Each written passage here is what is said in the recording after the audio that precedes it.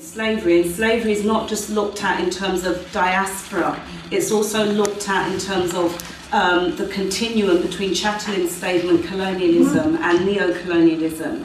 So that is something that's not just within history, it can be taught from many different dimensions and is geography, citizenship, humanities, ARIA, what have you. There's also lots of stuff that goes on around Memorial Days. Some of you may have been familiar with 2007, which was the bicentennial of the British Parliamentary Abolition of the Slave Trade Act. Now, whilst there was a lot of disquiet about the attempt to just promote European abolitionists above African abolitionists, what that did is it created, I would say, for the first time in this country, a wider platform where many interest groups who are concerned with these issues, not just African peoples, but all other peoples, Europeans, Asians and so forth, who have common histories, whether it's of fighting colonialism or whether dealing with class issues and dispossession amongst, European masses here. It was one of the sort of real political milestones in opening up this British dialogue. And so a lot is coming out of that. And many of us who are part of a wider reparations movement have kind of used these opportunities to make the connections and make the links in a way that wasn't being made before. There was also earlier on, the point about crime against humanity is important because the Durban conference in 2001 acknowledged that enslavement was a crime against humanity, but they worded it in such a way to absolve themselves of legal liability. So we have to be very mindful of the legal arguments here. There was also an attempt to have colonialism recognised as a crime against humanity, and that was not successful. So what we did in PARCOE after Durban in 2001 was attempt to bring a prosecution against Her Majesty and the various organs of the British state testing this law on crime against humanity. Now, when we took this legal action, we didn't think it was going to succeed in a conventional way. Why we took it was to expose the existing legal system for being inadequate, because many people after Durban thought it was just about lawyers coming together, getting our best legal minds, putting a great lawsuit together and we would all win. No, it didn't work like that. But what it did, it exposed the system, because crimes against humanity, if we're going to go with the British angle, you have to apply, and it has to be the Attorney General, who is an appointment of the Queen, who will determine whether the British government has a case to answer. So you go back to your political struggle. So we have to bear that in mind around crimes against humanity. And in that case, what I would definitely say is, if that is going to be the strategy that you would suggest is going to be useful in the Kenyan case, you're definitely going to need to internationalise the Kenyan case, because it's not going to be won just as a Kenyan case.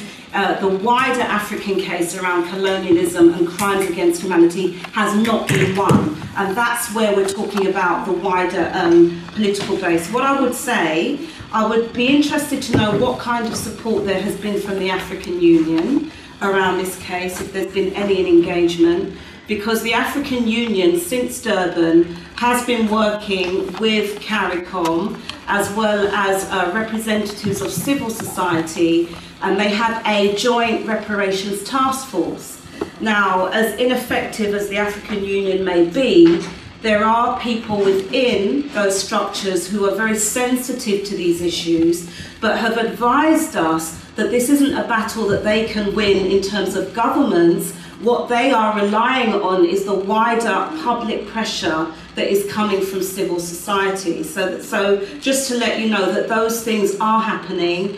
There are engagements, meetings, conferences all the time. At the moment, there's a conference taking place right now in North America, in COBRA, the National Coalition of Reparations for Blacks in America, who have an international commission, which I'm on, and the Kenyan case, they have been providing reports on it. So there's a lot that's happening by way of activism to make these links. And I would say the biggest issue for me is education, which takes us back to the film, because we have to be educated about these issues.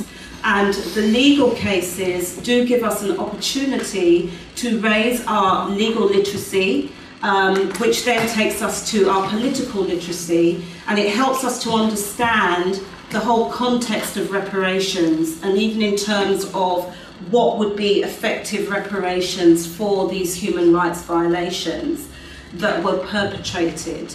And I would like to think that, and I've again read the briefing that looks at proposals that take it beyond the individual claimants to community-based reparations. And some of the proposals have been about retelling the history, presenting the history accurately, because that's important, because even in the film, what came out very strongly is this lack of intergenerational knowledge or understanding about these issues. And I think, brother, you mentioned that as well. So there's a lot that we need to do around education, and reparations is also about education, because it's about us understanding what happened and how what happened is still impacting on our present.